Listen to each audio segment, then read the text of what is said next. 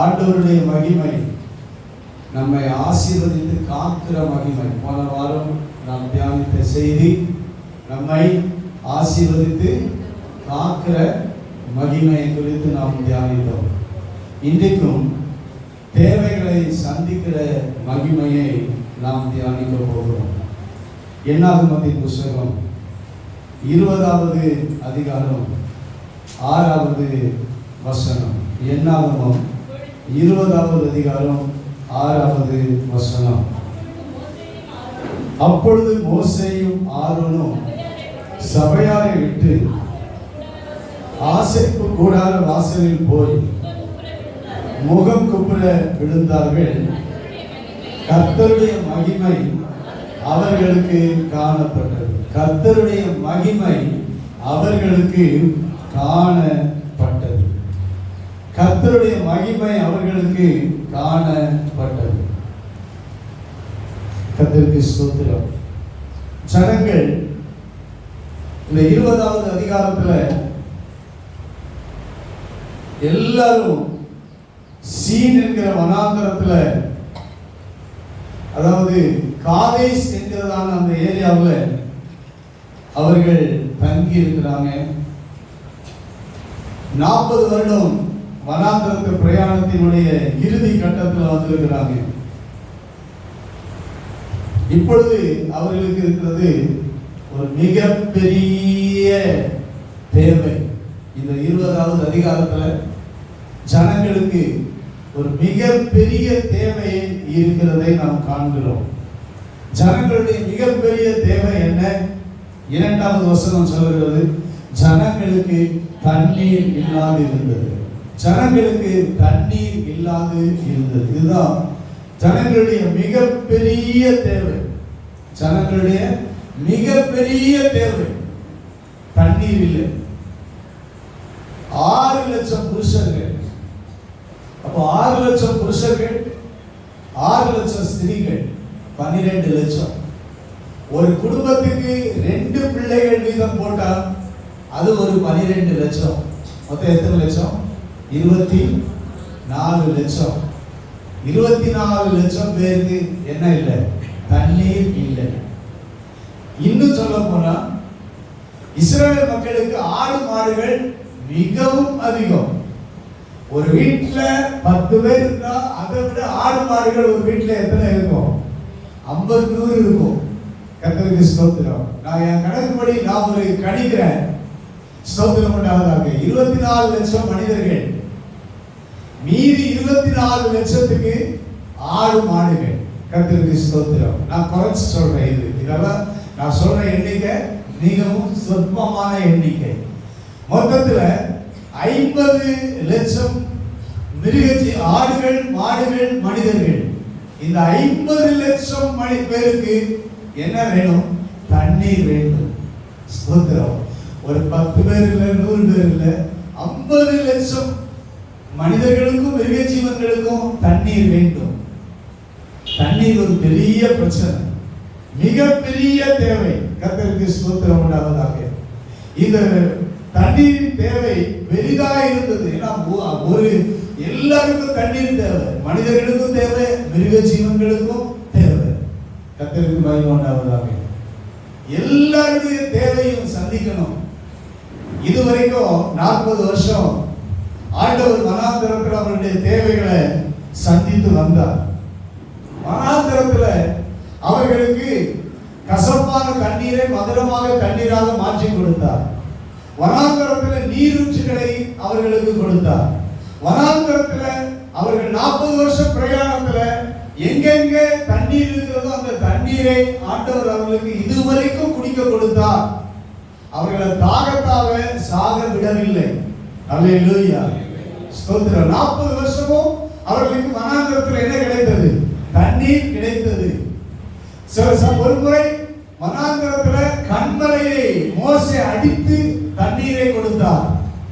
அப்புறம் சில இடங்களில் அவர்கள் தோண்டினார்கள். தண்ணீர் அது தோண்டின பொழுது வனாந்தரத்தில் அவர்களுக்கு தண்ணீர் கிடைத்தது. சில இடங்களில் அவர்கள் பெரும் பாதை, ராஜபாதையில் நடந்து போகும்போது தண்ணீரை நிலக்கரையில் கொடுத்து வாங்கி குடித்து அந்த ஏரியாவை விட்டு கடந்து போனார்கள். கர்த்தருக்கு ஸ்தோத்திரம் என்று வேதம் சொல்லுகிறது. இப்போ இந்த காதேசிலுள்ள தங்கியிருக்கும் போது இந்த மக்களுக்கு தண்ணீர் இல்லாது இருந்தது என்று நாம் வாசிக்கிறோம். வானத்திலிருந்து 40 வருஷம் ஆண்டவர் மன்னாவை கொடுத்தார். ஆனா தண்ணீர் வானத்திலிருந்து வரல, தண்ணீர் பூமியிலிருந்து தான் கொடுத்தார். கைகளை உயர்த்தி அல்லேலூயா சொல்வோமா.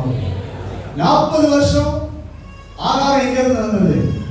வானத்திலிருந்து வந்தது. புசிக்கிறதுக்கு அப்போ வானத்திலிருந்து வந்தது. ஆனா குடிக்கிறதுக்கு தண்ணீர் வானத்திலிருந்து வரல, பூமியில இருந்து தான் ஆண்டவர் குடிக்கிறதுக்கு தண்ணீரை கொடுத்தார். கர்த்தருக்கு ஸ்தோத்திரம். எனவே இந்த வனாந்தர பூமியில இப்போ இஸ்ரவேல் மக்களுக்கு தண்ணீர் பிரச்சனை தலை தூக்கியது. இந்த தண்ணீர் பிரச்சனை இப்ப நமக்கு ஒரு நாட்கள்ல வெயில் காலம் வந்தாலே என்ன செய்யும்? தண்ணீர் பிரச்சனை தலை தூக்கும். கர்த்தருக்கு ஸ்தோத்திரம் உண்டாவதாக. தண்ணீர் பிரச்சனை தலை தூக்கும். அல்லேலூயா, கர்த்தருக்கு ஸ்தோத்திரம். ஆனால் வனாந்தரத்தில் வனாந்தரமா இருந்தாலும் எல்லா இடத்துலயும் தண்ணீர் இருந்தது.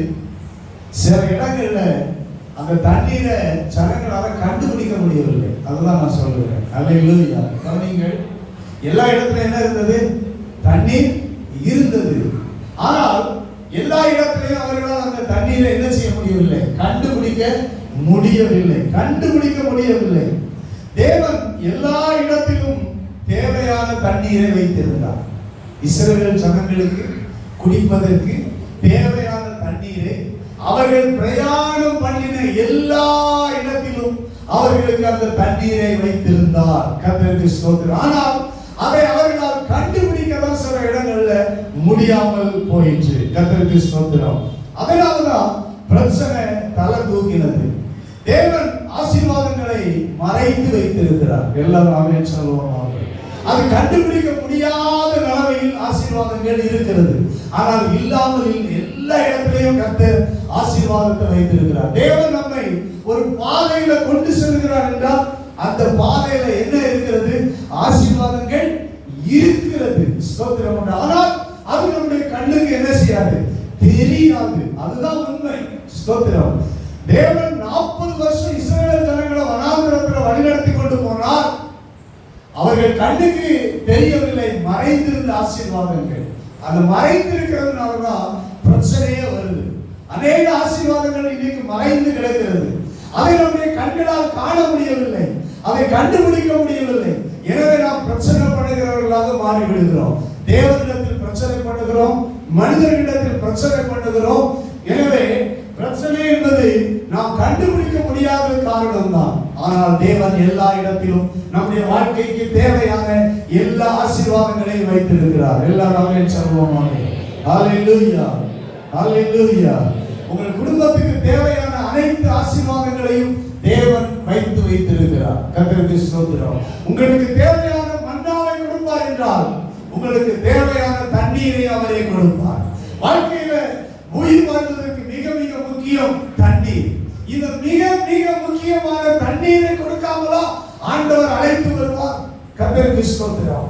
தேவன் தம்முடைய பிள்ளைகளுடைய வாழ்க்கையின் இன்றியமையாத மிக முக்கியமான வாழ்க்கைக்குரிய அனைத்து தேவைகளையும் கர்த்தர் சந்திப்பார். கரங்களை உயர்த்தி ஆமென் சொல்லுவோம். உங்கள் வாழ்க்கைக்கு உரிய அனைத்து தேவைகளையும் அவர் சந்திக்கிறவராக இருக்கிறார். தேவைகளை சந்திக்கிற மகிமை. கைகளை உயர்த்தி ஆமென் சொல்லுவோம். ஹல்லேலூயா. நம்முடைய கண்களுக்கு அது மறைவாக இருக்கலாம். கர்த்தருக்கு ஸ்தோத்திரம். நம்முடைய கண்களுக்கு அது மறைவாக இருக்கலாம். ஆனால் தேவன் உங்கள் ஒவ்வொரு குடும்பத்துக்கும் ஆசீர்வாதத்தை வைத்திருக்கிறார். சொல்லுங்க, தேவன் என் குடும்பத்துக்குரிய ஆசீர்வாதங்களை வைத்திருக்கிறார். நான் தான் அதை என்ன செய்யல, இன்னும் கண்டுபிடிக்க முடியவில்லை. ஸ்தோத்திரம். தேவன் ஒவ்வொரு குடும்பத்துக்குரிய ஆசீர்வாதங்களை அவர் வைத்திருக்கிறார். அழைத்த தேவன் உண்மை உள்ளவர். உங்களை தெரிந்து கொண்ட தேவன் உண்மை உள்ளவர். உங்களை ரட்சித்த தேவன் உண்மை உள்ளவர். ஸ்தோத்திரம். அவர் அல்லவா உங்களை அழைத்தார். ஸ்தோத்திரம். அவர் உங்கள் தேவைகளை சந்திக்காமல் இருப்பாரோ? நிச்சயமாக சந்திக்கிறதுக்கு வைத்திருக்கிறார். ஆமென். ஹல்லேலூயா. கர்த்தருடைய நாமம் மகிமைப்படுவதாக. ஸ்தோத்திரம். அது எங்கே இருக்கிறது? இதுவரைக்கும் வனாந்தரத்தில் தோண்டி தண்ணீர் எடுத்தார்கள். ஆனால் இப்பொழுது தோண்டி பார்க்கிறாங்க, வனாந்தரத்துல என்ன இல்லை, தண்ணீர் இல்லை. ஆனால் கண்மலைக்குள் தண்ணீர் இருக்கிறது. கைகளை உயர்த்தாம சொல்லுவோம் ஹல்லேலூயா. எங்க தண்ணீர் இருக்கிறது, எங்கே ஸ்தோத்திரம், அவர்களுக்கு அவருடைய தேவை எங்கே இருக்கிறது அவர்கள் கண்டுபிடிக்க முடியவில்லை. ஆனால் ஸ்தோத்திரம், மலைகள் இருக்கிறது, கண்மலைகள் இருக்கிறது அந்த வனாந்தரத்துல. அந்த வனாந்தரத்தில் அந்த கண்மலைகளுக்கு உள்ள ஒரு கண்மலைக்குள்ள நீரூற்று இருக்கிறது. கர்த்தருக்கு ஸ்தோத்திரம். ஆமென் ஹல்லேலூயா. ஸ்தோத்திரம் உண்டாவதாக. இந்த தண்ணீர் இல்லாதிருந்த போது என்னாகமம் 20வது அதிகாரம் 2வது வசனத்திலிருந்து வாசிக்கும் போது ஜனங்களுக்கு தண்ணீர் இல்லாதிருந்தது. அப்பொழுது அவர்கள் மோசேக்கும் ஆரோனுக்கும் விரோதமாய் கூட்டம் கூடினார்கள். தண்ணீர் இல்லைன்னா பிரச்சனை ஆரம்பிச்சிச்சு. விரோதமா கூட்டம் கூடினாங்க, மோசேக்கும் ஆரோனுக்கும் விரோதமா. 3வது வசனத்துல வாசிக்கிறோம், ஜனங்கள் மோசேயோட வாக்குவாதம் பண்ண ஆரம்பிச்சாங்க. எதுக்குயா எங்களை கூட்டு வந்த, எதுக்கு என்ன எங்களை எகிப்திலிருந்து கொண்டு வந்து சொல்றேன் வாக்குவாதம் பண்ண ஆரம்பித்து விட்டார்கள். எப்படி வாக்குவாதம் பண்ணாங்க? எங்கள் சகோதரர் கர்த்தருடைய சந்நிதியில் மாண்ட போது நாங்களும் மாண்டு போயிருந்தால் நலமாயிருக்கும், நாங்களும் எங்கள் மிருகங்களும் இங்கே சாகும்படி நீங்கள் கர்த்தரின் சபையை இந்த வனாந்தரத்தில் கொண்டு வந்தது என்ன என்று வாக்குவாதம் பண்ணினார்கள். நாங்களும் எங்கள் மிருகங்களும் சாகும்படிக்கு தான் இந்த வனாந்தரத்துக்கு எங்களை என்ன செஞ்சீங்க, கொண்டு வந்தீங்கன்னு சொல்லி அவங்க வாக்குவாதம் பண்ணாங்க. அடுத்து 5வது வசனம் சொல்கிறது, விதைப்பும் அத்திமரமும் திராட்சை செடியும் மாதள செடியும் குடிக்க தண்ணீரும் இல்லாத இந்த கெட்ட இடத்தில் எங்களை கொண்டு வரும்படி நீர் எங்களை எகிப்திலிருந்து புறப்பட பண்ணினது என்ன என்றார்கள். பெரிய கொஸ்டின். எல்லாம் விட்டு வைக்கல மோசையும் ஆரோனையும். ஆளாளுக்கு வாய்க்கு வந்தபடி எல்லாரும் திட்டி தீர்த்து எல்லாரும் கொஸ்டின் எழுப்பினாங்க, வாக்குவாதம் பண்ண ஆரம்பிச்சாங்க. உங்களை சும்மா விட மாட்டோம், எங்களை சாகிறதுக்காக இந்த வனாந்தரத்துல கொண்டு வந்து என்று சொல்லி. இங்க அத்திமரமும் இல்ல, திராட்சை செடியும் இல்ல, மாதள செடியும் இல்ல, தண்ணீரும் இல்ல, விதைப்பும் இல்ல, அறுப்பும் இல்ல, ஒண்ணுமே இல்ல நாங்க என்று சொல்லி வாக்குவாதம் பண்ணினார்கள். அந்த இடத்துல தான் கர்த்தருடைய மகிமை காணப்பட்டது. ஹல்லேலூயா. கர்த்தருக்கு ஸ்தோத்திரம். நான் சொன்னேன் மிகப்பெரிய தேவை. ஹல்லேலூயா. மிகப்பெரிய தேவை. யாரும் தண்ணி இல்லைன்னா செத்துருவான். ஸ்தோத்திரம். சாப்பிடாம கூட இருக்கலாம், ஆனா தண்ணி இல்லைன்னா என்ன செத்துருவாங்க, ஜனங்கள் செத்து போவாங்க. உண்மைதான், தண்ணி இல்லைன்னா நாங்க சாகவா வந்தோம். ஸ்தோத்திரம் உண்டாவதாக. நியாயமானதுதான். ஆனால் தேவன் முதல்ல சொன்ன முதல் குறிப்பு மறைந்திருக்கிறது. தேவன் தேவைகளை மறைத்து வைத்திருக்கிறார். அதை கண்டுபிடிக்க முடியாதபடி அது மறைந்திருக்கிறது. ஹல்லேலூயா. மகிமை காணப்படும் போதுதான் அதை கண்டுபிடிக்க முடியும். கைகளை உயர்த்தி ஆமென் சொல்லுவோம். ஹல்லேலூயா. மகிமை காணப்படும் போதுதான் நம்முடைய தேவைகளை கண்டுபிடிக்க முடியும், மறைந்திருக்கிற நன்மைகளை கண்டுபிடிக்க முடியும், மறைந்திருக்கிற ஆசீர்வாதங்களை கண்டுபிடிக்க முடியும், பிரச்சனைகளுக்கு தீர்வு ஏற்படும். கைகளை உயர்த்தி ஹல்லேலூயா சொல்லுவோம். ஹல்லேலூயா. மகிமை தேவை. கர்த்தருடைய மகிமை காணப்பட வேண்டும். இந்த பிரச்சனையை ஜனங்கள் எழுப்பின போது ஆண்டவருடைய பாதத்துல மோசேயும் ஆரோனும் முகங்குப்புற விழுந்தார்கள். கர்த்தருடைய மகிமை அப்பொழுது காணப்பட்டது. கர்த்தர் மகிமை காணப்பட்டா தீர்வு கிடைக்கும். ஹல்லேலூயா. ஸ்தோத்திரம். அந்த தீர்வு என்ன? கண்மலைக்குள் நீரூற்று. ஹல்லேலூயா. இரண்டாவது சொல்கிறேன், ஸ்தோத்திரம் உண்டாவதாக. எங்க நீரூற்று இருக்கிறது? ஸ்தோத்திரம், கண்மலைக்குள்ள இருக்கிறது. ஹல்லேலூயா. ஹல்லேலூயா. உள்ள கற்பாறைக்கு உள்ள மறைந்து இருக்கிறது, கண்டுபிடிக்க முடியவில்லை. ஆனால் கற்பாறைக்குள்ள நீரூற்று மறைந்து இருக்கிறது. கடினத்துக்குள்ள ஆசீர்வாதம் இருக்கிறது. சொல்லுகிறேன், எங்க இருக்கு ஆசீர்வாதம்? சொல்லுங்க. கடினத்துக்குள்ளே என்ன இருக்கு? ஆசீர்வாதம் இருக்கு. நாம தான் நிறைய நேரம் நினைக்கிறோம், இந்த இடத்துக்குள்ள ஆசீர்வாதம் என்ன செய்யாது, இருக்காது அப்படின்னு நினைக்கிறோம். இது ரொம்ப ஹார்டா இருக்குது, இது ரொம்ப கடினமா இருக்கு, இந்த மலைக்குள்ள தண்ணி இருக்குமா, நீரூற்று இருக்குமா, ஆசீர்வாதம் இருக்குமா? ஸ்தோத்திரம் உண்டாவதாக. கடினமான பாறைக்குள்ளேயும் தேவன் நீரூற்றை மறைத்து வைத்திருந்தார். கரங்களை உயர்த்தி ஆமென் சொல்லுவோம். பிரியமான தேவனுடைய பிள்ளைகளே, கர்த்தருக்கு ஸ்தோத்திரம் உண்டாவதாக. கண்மலை அவர் நீரூற்றாக மாற்றுகிற தேவன். அல்லேலூயா. கர்த்தருக்கு ஸ்தோத்திரம். நம்முடைய கண்ணுக்கு தெரியாது, ஆனால் கர்த்தருடைய கண்களுக்கு தெரியும். கர்த்தருடைய மகிமை காணப்பட்டால் நம்முடைய தேவைகள் சந்திக்கப்படும். அல்லேலூயா. ஒரு முறை ஸ்தோத்திரம் உண்டாவதாக, ஆகார் வனாந்தரத்துல போய்கிட்டு இருக்கும் போது வனாந்தரத்துல தண்ணீர் தீர்ந்து விட்டது. பிள்ளையும் ஆகார் பிள்ளை சாகுகிற நிலைமைக்கு வந்தது. அவளுடைய கண்களை ஆண்டவர் திறந்தார். வனாந்தரத்திலேயே ஒரு நீரூற்றை கண்டார். கைகளை உயர்த்தி ஆமென் சொல்லுவாங்க. மறுபடியும் நான் சொல்றேன், நமக்கு தான் அது மறைந்து இருக்கிறது. அது வனாந்தரத்திலேயே தண்ணீர் இருக்குது, கண்மலைக்குள்ள என்ன இருக்குது? தண்ணீர் இருக்குது. எங்கே இல்லைன்னு நாம நினைச்சிட்டு இருக்கிறோமோ அங்கேயே ஆசீர்வாதம் இருக்குது. கர்த்தருடைய நாமம் மகிமைப்படுவதாக. அல்லேலூயா. சில கடினமான மனிதர்களுக்குள்ளே ஆசீர்வாதம் இருக்குது. அவர்கள் மூலம் கடினமா கொடுக்கவே மாட்டாங்க, ஆனா கடினமான இருதயமா இருப்பாங்க. அங்கே ஒரு நீரூற்று இருக்குது. கைகளை உயர்த்தி ஆமென் சொல்லுவோம். அல்லேலூயா. கர்த்தருக்கு ஸ்தோத்திரம் உண்டாவதாக. நான் சொல்கிறேன், கடினமான பாறைக்குள்ளே ஆண்டவர் நீரூற்றை மறைத்து வைத்திருந்தார். கண்மலையை நீரூற்றாக மாற்றுகிறார். சங்கீதம் 114வது சங்கீதம் 8வது வசனம். 114வது சங்கீதம் 8வது வசனம். கண்மலையை தண்ணீர் தடாகமாகவும் கற்பாறையை நீரூற்றுகளாகவும் மாற்றுகிறார். கற்பாறைகளை ஆண்டவர் நீரூற்றுகளாக மாற்றுகிறார். கண்மலையை தண்ணீர் தடாகமாக மாற்றுகிறார். அது கண்மலையா இருக்கலாம், பெரிய பாறையா இருக்கலாம், மலையா இருக்கலாம், உடைக்க முடியாததா இருக்கலாம். ஆனால் கற்பாறையை நீரூற்றாக மாற்றுகிற என் தேவன் சோத்திரம் பிரச்சனைக்கு தீர்வை கொடுப்பார், தேவைகளை சந்திப்பார். அல்லேலூயா. ஜனங்களுக்கு தேவை என்ன? தண்ணீர். அந்த தண்ணீரின் தேவையை ஸ்தோத்திரம் ஆண்டவர் சந்திக்கிறவராக இருக்கிறார். 107வது சங்கீதம் 35வது வசனம். 107வது சங்கீதம் 35வது வசனம்.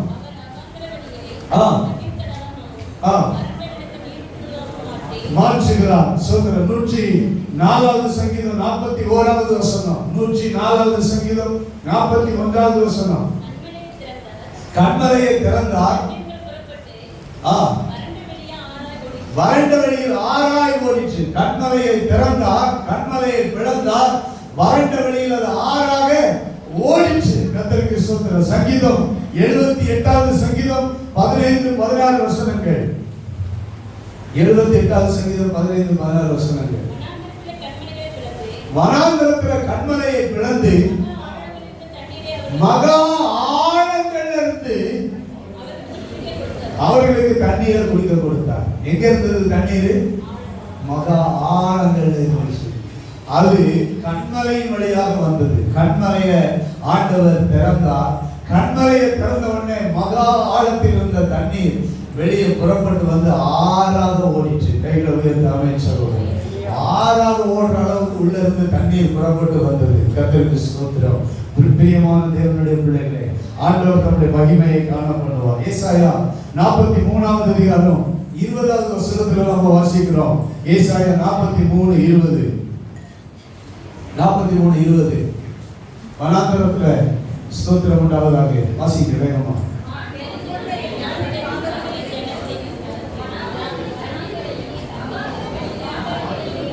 அவாந்தர வழியில ஆறுகளை உண்டாக்குவேன், எல்லாமே நான் கனம் பண்ணேன். அல்லேலூயா. இந்த தண்ணீர் வந்ததுனால அங்கே காட்டுக்குள்ள இருந்த எல்லாமே ஆண்டவரை கனம் பண்ணுச்சு. அல்லேலூயா. ஸ்தோத்திரம் உண்டாவதாக. கர்த்தர் வனாந்தரத்துல தண்ணீரை கொண்டு வருகிறார். கண்மலையை அவர் பிளக்கிறார். கண்மலைக்குள்ளேயும் ஆண்டவர் நீரூற்றை வைத்திருக்கிறார். கண்டுபிடிக்கக்கூடிய ஒரு காரியத்தை ஆண்டவர் சொல்கிறார். மகிமை வந்த போது அதை கண்டுபிடிக்க ஆண்டவர் உதவி செய்வார். அல்லேலூயா.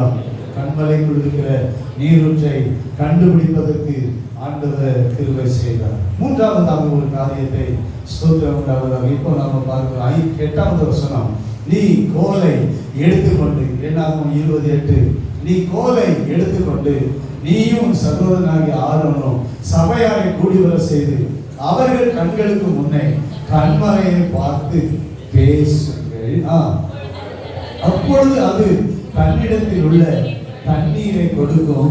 இப்படி நீ அவர்களுக்கு கண்மலையில் இருந்து தண்ணீர் புறப்பட பண்ணி சபையாருக்கும் அவர்கள் மிருகங்களுக்கும் குடிக்க கொடுப்பாய் என்றார். கண்டுபிடிச்சாச்சு. ஆண்டவர் கண்மலையில போய் என்ன செய்ய, இப்ப கோலை எடுத்துட்டு போய் கண்மலையில போய் சொல்ற, கண்மலையை பார்த்து பேசுங்க. கண்மலையில இருந்து என்ன வரும்? தண்ணீர் வரும், அதை ஜனங்கள் குடிப்பார்கள் என்று ஆண்டவர் சொல்லிவிட்டார், தீர்வை சொல்லிவிட்டார். கர்த்தருக்கு ஸ்தோத்திரம் உண்டாவதாக. ஆனால் நடந்தது என்ன? கர்த்தருக்கு ஸ்தோத்திரம். 9வது வசனத்திலிருந்து பார்க்கிறோம். மோசே தனக்கு கர்த்தர் கட்டளையிட்டபடியே கர்த்தருடைய சன்னதியிலிருந்து கோலை எடுத்தான். ஒரு காரியத்தை கரெக்டா செய்தான். ஆண்டவர் சொன்னார், கோலை எடுத்துட்டு போ அப்படின்னாரு. கோலை எடுத்தான். அடுத்து 10வது வசனத்துல பார்க்கிறோம். மோசே ஆரோனும் சபையாரை கண்மலைக்கு முன்பாக கூடி வர செய்தார்கள். அப்பொழுது மோசே அவர்களை நோக்கி, கலகக்காரரை கேளுங்கள், உங்களுக்கு இந்த கண்மலையிலிருந்து நாங்கள் தண்ணீரை புறப்பட பண்ணுவோமோ என்று சொல்லி தன் கையை ஓங்கி கண்மலையை தன் கோலினால் 2 தரம் அடித்தான். உடனே தண்ணீர் ஏராளமாய் புறப்பட்டது. சபையார் குடித்தார்கள், அவர்கள் மிருகங்களும் குடித்தது. கர்த்தருக்கு ஸ்தோத்திரம். அல்லேலூயா. எல்லாரும் குடித்தார்கள். கர்த்தருக்கு ஸ்தோத்திரம் உண்டாவதாக. 13வது வசனம் சொல்கிறது, இஸ்ரவேல் புத்திரர் கர்த்தரோட வாக்குவாதம் பண்ணினதினாலும் அவர்களுக்குள்ள அவருடைய பரிசுத்தம் விளங்கினதினாலும் இது மேரிபாவின் தண்ணீர் எனப்பட்டது. ஸ்தோத்திரம். தண்ணீர் வந்துச்சு. ஆனால் தண்ணீர் சரியான முறையில் ஆண்டவர் சொன்னபடி மோசே செய்யவில்லை. ஏனென்றால் ஜனங்களுடைய வாக்குவாதம் உடனே இவனுக்கு ஆக்ரோஷம் வந்துருச்சு. என்ன பண்ணா? சோத்திரம். கலகக்காரரே, எப்படி ஆக்ரோஷம் வந்துச்சு பாருங்க. என்ன பண்ண பேச ஆரம்பிச்சாரு? கலகக்காரரே பதறி பேசினாரு. மனம் பதறி, கலகக்காரரே ஸ்தோத்திரம் உண்டாவதாக, கேளுங்க, நாங்கள் உங்களுக்கு இந்த கண்மலையிலிருந்து என்ன பண்ணுவோம்? தண்ணீரை புறப்பட பண்ணுவோம்னு சொல்லி ஆத்திரத்துல வேகத்துல கையில இருந்த கோலை எடுத்து கண்மலையில 2 முறை அடிச்சிட்டாரு. கர்த்தருக்கு ஸ்தோத்திரம். தண்ணீர் என்ன செய்யுது? புறப்பட்டு வந்துருச்சு. ஜனங்கள் தேவை சந்திக்கப்பட்டுச்சு. ஆண்டவர் சொன்னபடி செய்யாவிட்டாலும் தேவைகள் சந்திக்கப்படுகிறது. அப்படின்னு சொல்லுவோமா? ஆண்டவர் இப்படி சொல்லவில்லை. ஆனால் ஜனங்களுடைய தேவையை கர்த்தர் சந்தித்து விட்டார். ஆண்டவர் சொன்னார் மோசேயும் ஆரோனை நோக்கி, கண்மலையை பார்த்து பேசுங்கள் அப்படின்னு தான் சொன்னார். அடிக்கிறது வேற, பேசுறது வேற. அடி ஏற்கனவே கர்த்தருக்கு ஸ்தோத்திரம் உண்டாவதாக. எப்பவுமே ஆண்டவர் ஒன்றை பெற்றுக் கொள்வதற்கு ஒரே மெத்தடை யூஸ் பண்ண மாட்டார். ஒருமுறை ஆரம்பத்தில் இஸ்ரவேல் மக்கள் ஆரம்பத்தில் 40 வருஷத்துக்கு முன்னாடி வனாந்தரத்தில் வரும்போது, யாத்ராகமம் 17வது அதிகாரத்தில் 6வது வசனத்தில், யாத்ராகமம் 17வது அதிகாரம் 6வது வசனத்தில் பார்க்கிறோம். ஆண்டவர் சொன்னார், ஒருமுறை கண்மலை மேல நான் நிற்பேன், நீ கண்மலையை கோலால என்ன செய், அடி, நான் தண்ணீரை கொடுப்பேன் அப்படின்னு சொன்னார். அந்த முறை மோசே கோலினால் கண்மலையை அடித்தார், தண்ணீர் புறப்பட்டு வந்தது. இது ஆரம்பத்துல ஒரு அற்புதம் ஆண்டவர் செய்தார். ஜனங்கள் தேவையை சந்திக்க கோலினாலே அடித்தால் தண்ணீர் புறப்பட்டு வந்தது. ஒரு முறை செய்த அதே போல இன்னொரு முறை கோலால் அடித்து தண்ணீரை ஆண்டவர் கொடுக்கிறவர் அல்ல. கர்த்தருக்கு ஸ்தோத்திரம். ஒரு முறை கோலை செங்கடலுக்கு நேராக நீட்டு என்றார். கோலை கடலுக்கு நேராக செங்கடலுக்கு நேராக நீட்டினார். செங்கடல் 2ஆக பிரிந்தது. ஆனால் யோர்தானை கடக்கும் போது ஸ்தோத்திரம் உண்டாவதாக, கோலால நீட்டி கடக்கல. ஸ்தோத்திரம். ஆசாரியர்கள் அவர்கள் பாதங்கள் யோர்தான்ல காலடி பட்ட மாத்திரத்துல யோர்தான் 2ஆக பிரிந்தது. ஒரே மெத்தடை எப்போதும் தேவன் யூஸ் பண்ண மாட்டார். நாம நினைப்போம், ஸ்தோத்திரம், நம்முடைய அறிவுல நினைப்போம், ஒரு முறை நடந்ததுதான் அப்படிதான் ஆண்டவர் மறுபடியும் அற்புதம் செய்வார், நம்முடைய தேவையை சந்திப்பார் என்று நினைப்போம். ஒரு முறை கொடுக்கிறவங்க அடுத்த முறை கொடுக்க மாட்டான். அல்லேலூயா. நீ எதிர்பார்க்கிறது ஒருவரிடத்திலிருந்து வராது, இன்னொருவரிடத்திலிருந்து வரும். அல்லேலூயா. ஸ்தோத்திரம். ஒரே ஃபார்முலாவை நாம யூஸ் பண்ண முடியும், கர்த்தர் யூஸ் பண்ண மாட்டார். ஸ்தோத்திரம். புதுசு புதுசா ஆண்டவர் செய்வார். ஆனா புது காரியம், புதிய காரியத்தை செய்கிறேன். கர்த்தருக்கு ஸ்தோத்திரம். தேவன் தம்முடைய ஜனங்களின் தேவைகளை சந்திப்பது புதுசாகவே இருக்கும், அது பழசா இருக்காது. அல்லேலூயா சொல்லுங்க. அல்லேலூயா. பழைய மாதிரி ஆண்டவர் செயல்பட மாட்டார், புது மாதிரி ஆண்டவர் செயல்படுவார். கர்த்தருக்கு ஸ்தோத்திரம் உண்டாவதாக. எனவே இந்த கோலால மோசே அடித்தார், கோலால கண்மலை அடித்தார். ஆனால் தேவன் சொன்னார் பேசணும். பேசி தண்ணி வந்தாது எவ்வளவு அற்புதமா இருந்திருக்கும். கொஞ்சம் யோசித்து பாருங்க. அடிச்சு வர்ற தண்ணியை விட பேசி மலையை பார்த்து ஆண்டவர் என்ன சொல்லியிருப்பாரு, எப்படி பேசுறதுன்னு சொல்லியிருப்பாரு. கொஞ்சம் யோசித்து கொஞ்சம் என்ன பாருங்க. கண்மலையை பார்த்து பேசுங்க அப்படின்னு சொன்னார். அப்ப எப்படி பேசணும்னு சொல்லி கொடுத்திருப்பார்ல, எப்படி பேசணும்னு சொல்லி கொடுத்திருப்பார்ல. எப்படி பேசணும், எப்படி பேசணும்? கண்மலையை பார்த்து, கண்மலையே நான் நினைக்கிறேன் முன்னிடத்தில் உள்ள தண்ணீரை எங்களுக்கு கொடு அக்கா அப்படின்னு ஆண்டவர் சொல்லி கொடுத்துருப்பார். கண்மலையே முன்னிடத்தில் இருக்கிற தண்ணீரை வெளியே கொண்டு வா அப்படின்னு சொல்ல ஏதோ ஒரு வார்த்தையை சொல்லி கொடுத்துருப்பார். ஆனா மோசே அந்த வார்த்தையை சொல்லல, கண்மலையை பார்த்து பேசல, தேவன் இப்படி பேசு என்று சொன்ன வார்த்தையை பேசல, கண்மலைய கோலால 2 முறை அடித்து விட்டார். கர்த்தருக்கு ஸ்தோத்திரம்.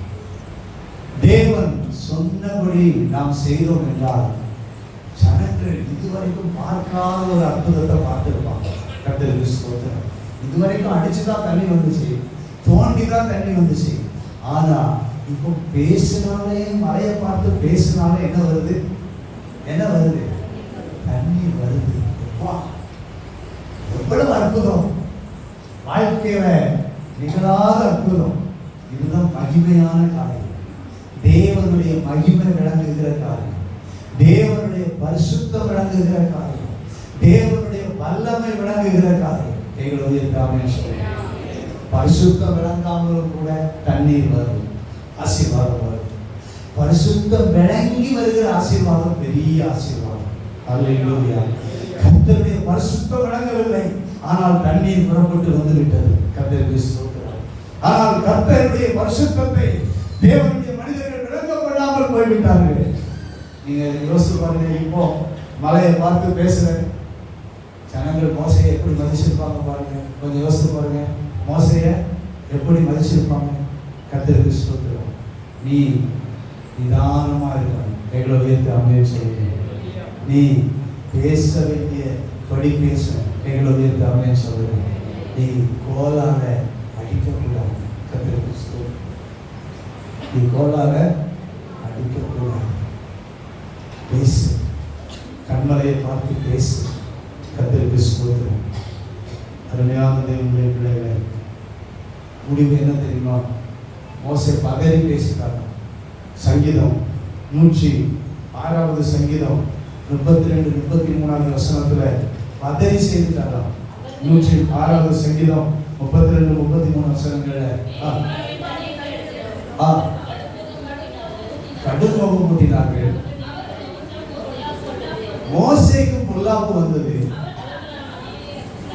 ஆவியை வசனப்படுத்தினதுனால, கோபப்படுத்தினதுனால, ஆவி வசனப்படுத்தினதுனால தன் உதடுகளினால் பதறி பேசி அடிச்சிட்டான். கர்த்தருக்கு ஸ்தோத்திரம். தேவனை நாம் பரிசுத்தம் பண்ண வேண்டும். தேவனுடைய கட்டளையை முக்கியப்படுத்த வேண்டும். தேவனுடைய வார்த்தையை நாம் முக்கியப்படுத்த வேண்டும். கர்த்தருக்கு ஸ்தோத்திரம் உண்டாவதாக. பேசுவதுதான் நமக்கு ஸ்தோத்திரம் ஆண்டவர் கொடுக்கிற காரியம். ஒன்றே ஒன்று நான் கவனிங்க. எல்லாரும் பாருங்க. மோசே இந்த தவறு பண்ணார், பேசல. ஆனா யோசுவா, மோசேக்கு பின்வந்த யோசுவா இந்த காரியத்தை செய்வார். கர்த்தருக்கு ஸ்தோத்திரம். 40 வருஷம் மிகப்பெரிய ஊழியராக இருந்த மோசே கடைசியில் இந்த தவறு பண்ணார். ஆனா யோசுவா இந்த தவறை பண்ணல. என்ன பண்ணாரு? அவர் பண்ணது ஸ்தோத்திரம் உண்டாவதாக. யோசுவாவின் புஸ்தகம் 10வது அதிகாரம் 12வது வசனத்திலிருந்து 14வது வசனம் வரைக்கும்.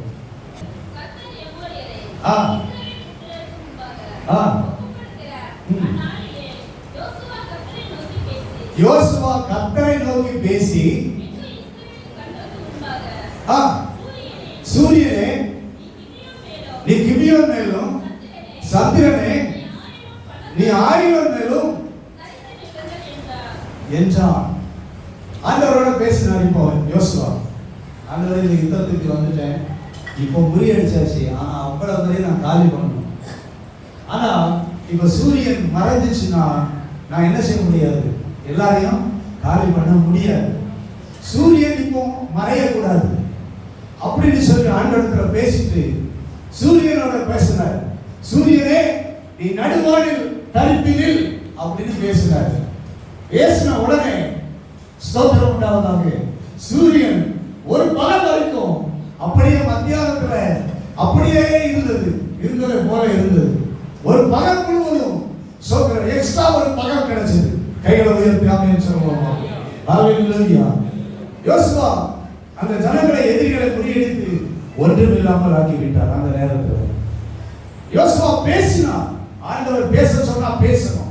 பேசினா தண்ணீர் வரும், நிற்க கூடாது நிற்கும், வராதது வரும். கைகளை உயர்த்தி ஆமென் சொல்லுவோம். ஹalleluya. வரக்கூடாத இடத்திலிருந்து ஆசீர்வாதம் வரும். நிற்க கூடாத பூமி கூட ஸ்தோத்திரம், பூமி சுற்றுவதனால இடம் பண்ணுது. சூரியன் பகல்ல வெளிச்சத்தை கொடுக்கிறது, இரவுல சந்திரன் வருகிறது. ஸ்தோத்திரம் உண்டாவதாக. ஆனா இயற்கைக்கு அப்பாற்பட்ட அதிசயத்தை ஆண்டவர் செய்தார். கர்த்தருக்கு ஸ்தோத்திரம். இன்னைக்கு அது கண்டுபிடிக்கப்பட்டிருக்கிறது. தேவன் ஒரு மனிதரை பேசு அப்படின்னு சொன்னா பேசினாலே அற்புதம் நடக்கும். கைகளை உயர்த்தி அல்லேலூயா சொல்லுங்க. அல்லேலூயா. நீ செயல்பட்டாதான் அற்புதம் அல்ல, நீ வார்த்தையினால அற்புதம் நடக்கும். கர்த்தருக்கு ஸ்தோத்திரம். ஆண்டவர் இயேசு கிறிஸ்து இந்த உலகத்துல வந்தபோது வார்த்தையை பேசினார். இறையாதே, அமைதலாய் இரு அப்படின்னாரு. ஸ்தோத்திரம், பேசினார். ஒரே ஒரு உதாரணத்தை நான் உங்களுக்கு சொல்லுகிறேன். மத்தேயு எழுதின சுவிசேஷம் 21வது அதிகாரம் 19வது வசனத்திலிருந்து 22வது வசனம் வரைக்கும். மத்தேயு 21:19 22 வரைக்கும். அத்திமரத்தை கண்டு அதனிடத்துக்கு போய் காணாமல் இது ஒருக்காலம் உன்னிடத்தில் கனி உண்டாவதற்கு கடவுள் அப்படின்னு சொன்னாரு, பேசினாரு. அத்திமரத்தை பார்த்து என்ன செய்றாரு? பேசினார். அத்திமரத்தை பார்த்து பேசினார். பேசுற மாத்திரத்துல அடுத்த நாள் அந்த வழியா வராங்க. அத்திமரம் என்ன பண்ணி போச்சு? பட்டு போச்சு. ஆண்டவருடைய வார்த்தை பேசுறாரு. ஸ்தோத்திரம். இப்போ சீசர்களுக்கு சொல்றாரு, அடுத்து கண்டு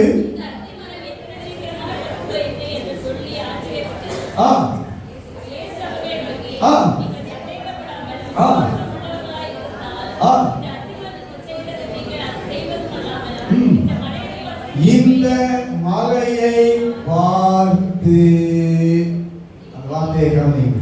இந்த மலையை பார்த்து என்ன, நான் உடனே விட்டுறீங்க அப்படியே வசனத்தை. நீ பயந்து சமுத்திரத்திலே தள்ளிட்டு போ என்று சொன்னால் பேசு. கவனிங்க, பேசுங்க, பேசுங்க. உங்க வாயை திறந்து கண்மலையை பார்த்து நீ சமுத்திரத்துல தள்ளிட்டு போ அப்படின்னு சமுத்திரத்தை பார்த்து பேசினா அது அப்படியே சமுத்திரத்துல தள்ளிட்டு போகும். எத்தனை பேர் விசுவாசிக்கிறீங்க? பேசினா நடக்கும். எத்தனை பேர் விசுவாசிக்கிறீங்க? மலையை பார்த்து பேசினா என்ன பண்ணுமா? போகுமா? அத்திமரத்தை சரி, அது பட்டு போனா பட்டு போயிடுச்சான். மலையை பார்த்து அப்பால போனா போகுமா? பேசுன்னு ஆண்டவர் சொன்னா பேசணும். உங்க வியாதியை பார்த்து, உங்களுக்கு வியாதி ஒரு மலை, அந்த மலையை பார்த்து இந்த வியாதி இயேசு கிறிஸ்துவின் நாமத்தினால என்ன விட்டு நீங்கி போ அப்படின்னு டெய்லி பார்த்து பேசுங்க. வியாதி கிட்ட, உங்கள்கிட்ட இருக்கிற பிரச்சனையை பார்த்து பேசுங்க. உங்க சூழ்நிலையை பார்த்து பேசுங்க. நீங்க பேசும்போது உங்க சூழ்நிலை மாறும். கையோடு ஆமென் சொல்லுங்க. உங்க பேசும்போது உங்க பிரச்சனை மாறும். நீங்க பேசும்போது ஸ்தோத்திரம் உண்டாவதாக உங்கள் பிரச்சனைகளுக்கு ஒரு தீர்வு கிடைக்கும். கண்மலையை பார்த்து பேசினால் அது கண்ணீர் புறப்பட்டு வரும். கண்மலையை பார்த்து பேசினால் அது அப்பாவே போகும். கர்த்தருக்கு மகிமை உண்டாவதாக. ஆண்டவர் பேச சொன்னாலும் அவர் பேசுவீங்களா? அதான் பெரிய ஆசீர்வாதம். பிரியமானவர்களே, கர்த்தர் உங்களுக்கு அப்படிப்பட்ட அதிகாரத்தை கொடுத்திருக்கிறார். கர்த்தருக்கு ஸ்தோத்திரம் உண்டாவதாக. ஹல்லேலூயா, ஹல்லேலூயா. பேசி இன்னும் மகிமையை கொண்டு வந்திருக்கோம். அடுத்தது நாள் 6 ஓடினது பேசினா தேவைக்கு தகுந்தவாறு வந்திருக்கும். கைகளை உயர்த்தி அமைச்சர் நான் நினைக்கிறேன் அடிச்சாரு 6 ஓடிச்சு தண்ணி. ஆனா பேசியிருந்தா என்ன நடந்திருக்கும்? என்ன நடந்திருக்கும்? அவருடைய தேவைக்கு மாற்றம் வந்திருக்கும். வீணா போயிருக்காரு. கைகளுடைய தலையில சொல்லுவாங்க. அந்த வனாந்திரத்தில் அந்த தண்ணீர் கண்மலைக்குளம் ஒழித்து இருந்த மறைந்திருந்த அந்த தண்ணீர் 6 ஓடி வனாந்திரமா 6 ஓடி இருக்காரு. கர்த்தருக்கு ஸ்தோத்திரம் உண்டாவதாக. தேவையானதை கர்த்தர் கொடுத்திருப்பார். இந்த காலங்களிலும் ஆண்டவர் உங்களுக்கு தேவையானதை தருவதற்கு அவர் வல்லவராக இருக்கிறார்.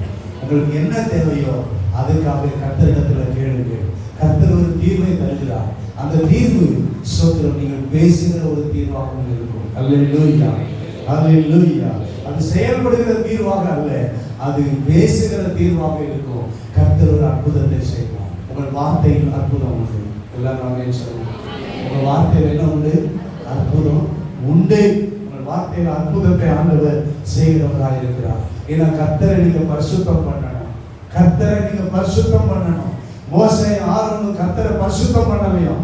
அந்த என்னாகமம் 20வது அதிகாரம் 12வது வசனம் சொல்கிறது, மோசேயும் ஆரோனை நோக்கி, இஸ்ரவேல் புத்திரரின் கண்களுக்கு முன்பாக என்னை பரிசுத்தம் பண்ணும்படி நீங்கள் என்னை விசுவாசியாமல் போனபடினால் இந்த சபையாருக்கு நான் கொடுத்த தேசத்துக்குள் நீங்கள் அவர்களை கொண்டு போவது இல்லை அப்படின்னார். கர்த்தருக்கு ஸ்தோத்திரம். இந்த ஜனங்களுடைய கண்களுக்கு முன்பாக நீங்கள் என்னை மகிமைப்படுத்தவில்லை, என்னை பரிசுத்தம் பண்ணவில்லை.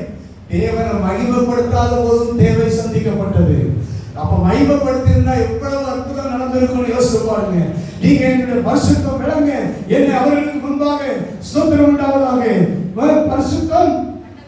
பரிசுத்தம் பண்ணவில்லை என்று சொல்லுகிறார். பரிசுத்தம் பண்ணவில்லை. ஆண்டவர் இயேசுவினுடைய ஜெபத்துல முதல் ஜெபம் என்ன? எல்லாரும் சொல்லுங்க பார்க்கலாம். பரமண்டலங்களில் இருக்கிற எங்கள் பிதாவே, சத்தமா சொல்லுங்க, உங்களுடைய நாமம். இதுதான் ஃபர்ஸ்ட். எல்லாரும் என்ன பண்ணணும்? அவருடைய நாமத்தை பரிசுத்தப்படுத்தணும், பரிசுத்தம் விளங்கணும். நம்ம ஒவ்வொரு பேச்சில நம்முடைய ஆண்டவருடைய பரிசுத்தத்தை விளங்க பண்ணணும்.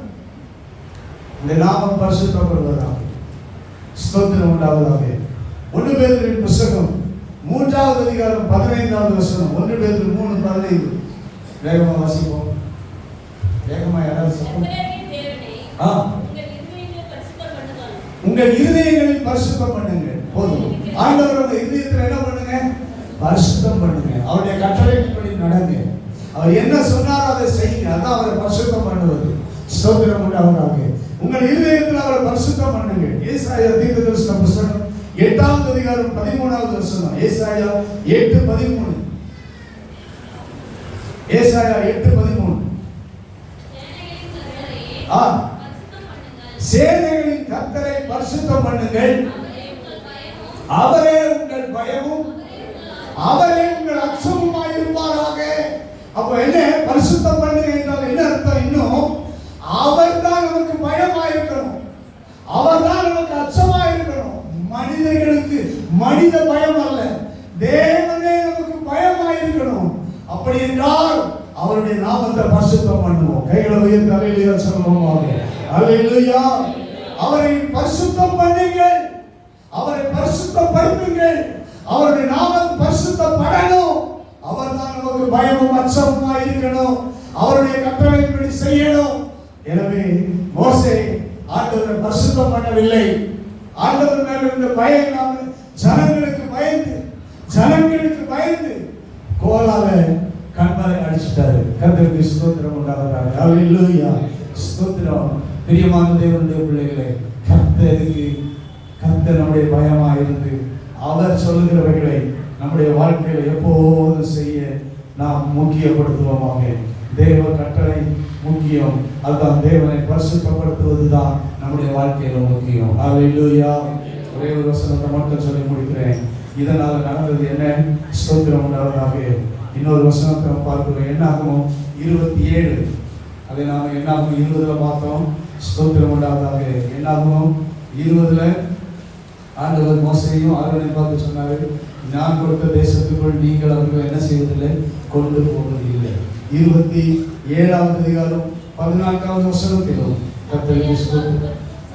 சபையார் வாக்குவாதம் பண்ணின சீமனாந்தரத்தில் தண்ணீர் கிடந்த விஷயத்தில் அவர்கள் கண்களுக்கு முன்பாக என்னை பரிசுத்தம் பண்ண வேண்டிய நீங்கள் என் கட்டளையை மீறினீர்களே என்றார். கர்த்தருக்கு ஸ்தோத்திரம். இது சீமனாந்தரத்தில் காலை சூரியர்கள் உண்டான மேல்வாகை தண்ணீருக்கு அடுத்த விஷயமே. ஸ்தோத்திரம் உண்டாவதாக. ஹல்லேலூயா. தேவன் நம்மை நல்லவராக இருக்கிறார்.